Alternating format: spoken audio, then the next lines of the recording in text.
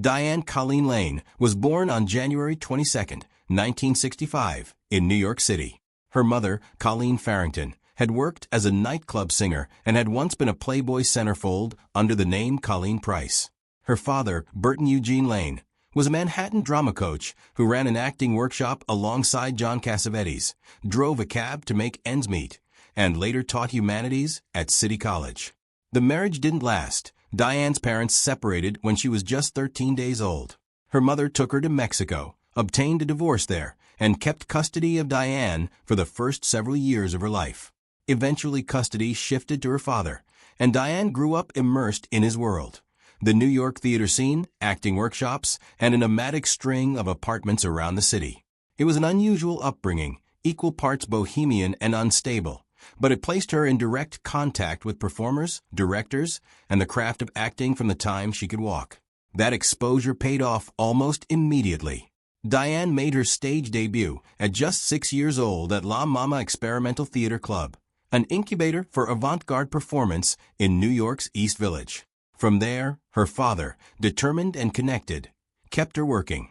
By the time she was a young teenager, she had already performed in prestigious stage productions, including Chekhov's The Cherry Orchard and Agamemnon at Lincoln Center, sharing stages with well-established actors twice her age. In 1978, at 13, she won acclaim for the lead role in the off-Broadway show Runaways, a production about troubled teenagers that drew serious critical attention despite, or perhaps because of, its very young cast. Diane was, by any measure, a prodigy of the New York theater world before she'd ever appeared on a movie screen. In 1979, at 14 years old, Diane made her film debut in George Roy Hill's A Little Romance, playing an American teenager who falls for a French boy while touring Europe. Her co-star was none other than Sir Laurence Olivier, playing an eccentric con man who helps the young couple. It was an enormous role for a first-time film actress to carry opposite a legend of that stature, and she more than held her own.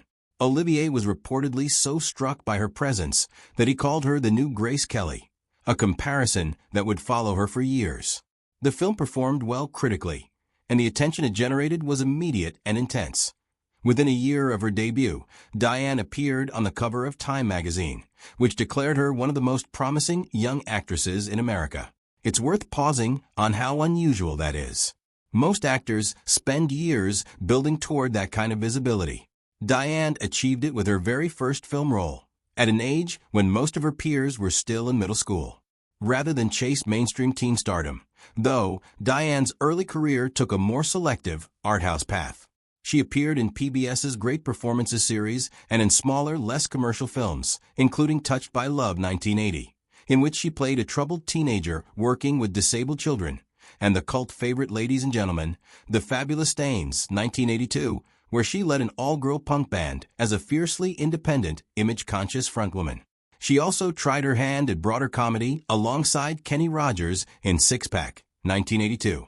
None of these were blockbusters, but together they showed a young actress with range, willing to play difficult, unglamorous, or rebellious characters rather than simply trading on the ingenue image the Time cover had assigned her.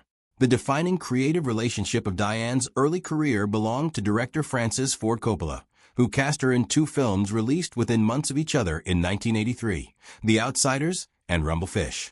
Both were adaptations of S.E. Hinton novels about troubled youth, shot largely in Tulsa, Oklahoma, and both doubled as launching pads for a remarkable cluster of young actors who would go on to define screen acting for the next several decades. Matt Dillon, C. Thomas Howell, Ralph Macchio, Patrick Swayze, Rob Lowe, Emilio Estevez, Tom Cruise, and Nicolas Cage among them. In The Outsiders, Diane played Cherry Valance, a SOC girl who forms an unlikely bond with Ponyboy Curtis, one of the story's working-class greaser protagonists. It's a small but pivotal role. Cherry serves as the film's bridge between 2 warring social classes, and Diane's performance gave the character a thoughtfulness beyond what the script strictly demanded. In Rumblefish, shot the same year with much of the same ensemble, she took on a smaller supporting part, but the film cemented her standing within Coppola's orbit of young talent. A year later, in 1984, Coppola cast her again in The Cotton Club, a lavish, jazz-age gangster drama set in Harlem's famous nightclub. It also marked her first time sharing the screen with Richard Gere, who played the film's lead. The Cotton Club was an ambitious, expensive production, and along with Streets of Fire, another 1984 release for Diane, it underperformed at the box office and drew mixed reviews. For a young actress who had been anointed a future star just a few years earlier, two high-profile misses in the same year represented a real professional setback. Rather than push forward through the disappointment, Diane made a decision that says a great deal about her relationship to fame. She stepped away. She had already become financially independent through her early film work, and by her own account, she wasn't certain acting was something she wanted for herself as opposed to something she had been pushed into by the adults around her. She spent time out of the spotlight, away from major productions, and used the period to reassess.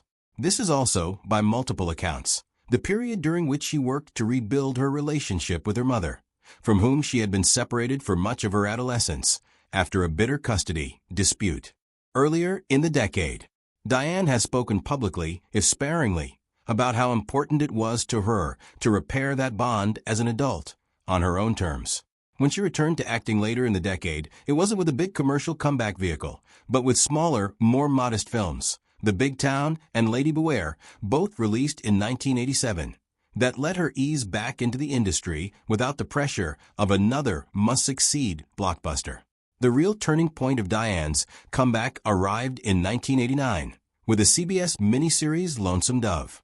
Based on Larry McMurtry's Pulitzer Prize-winning novel, the sprawling Western followed a cattle drive from Texas to Montana and starred Robert Duvall and Tommy Lee Jones as a pair of aging former Texas Rangers.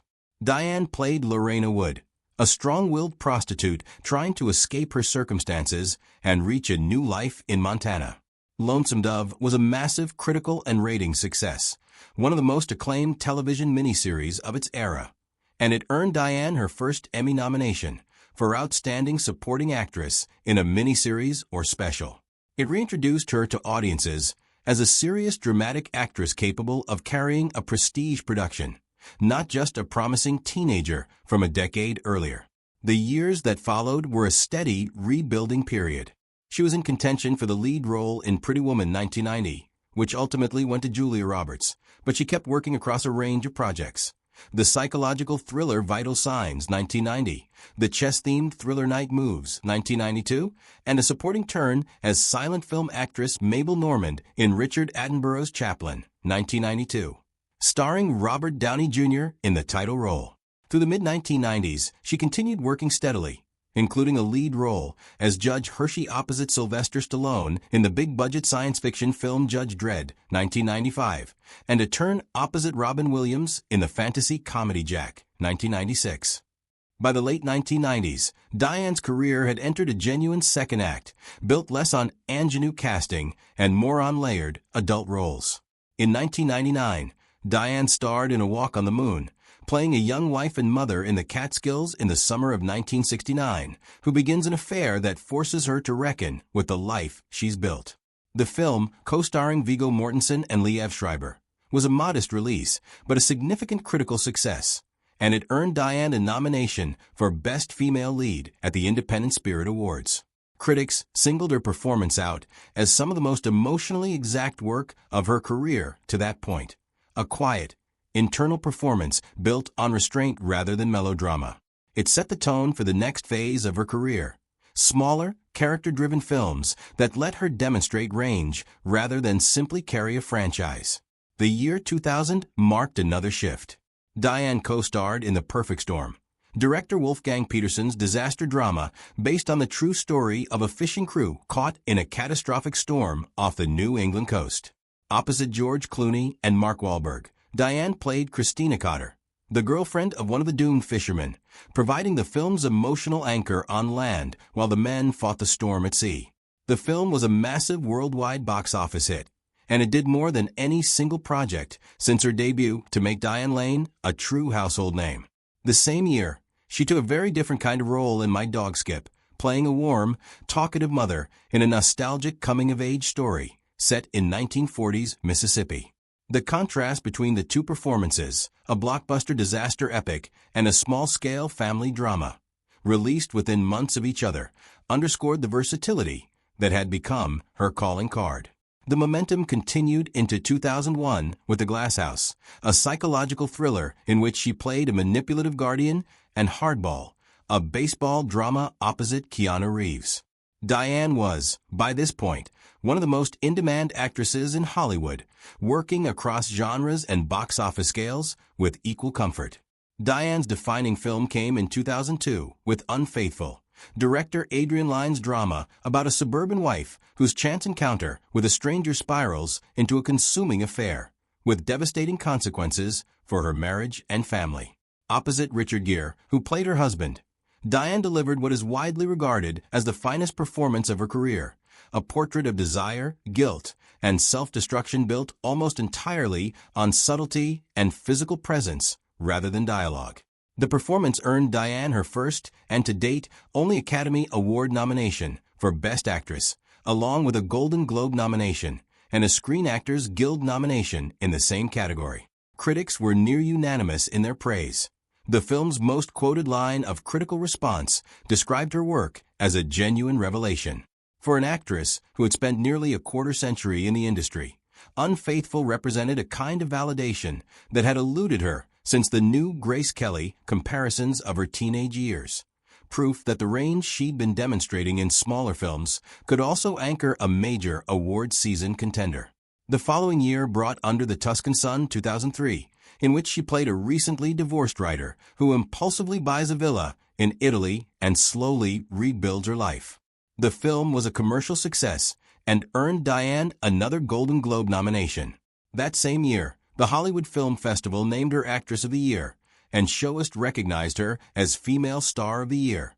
Further confirmation that her early 2000s run had repositioned her as one of American film's most respected leading women.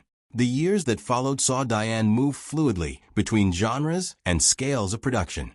She appeared in the ensemble comedy Must Love Dogs 2005, opposite John Cusack, the noir-tinged Hollywood drama Hollywoodland 2006, about the mysterious death of Superman actor George Reeves, and Nights in Rodanthe 2008, a romantic drama that reunited her with Richard Gere for a third time, following The Cotton Club and Unfaithful. Despite her consistent output, Diane has spoken about periods during this stretch when she considered stepping back from acting again, feeling that the industry wasn't offering her the kind of challenging material she wanted. After a roughly 2-year gap, she found that material in Secretariat 2010, Disney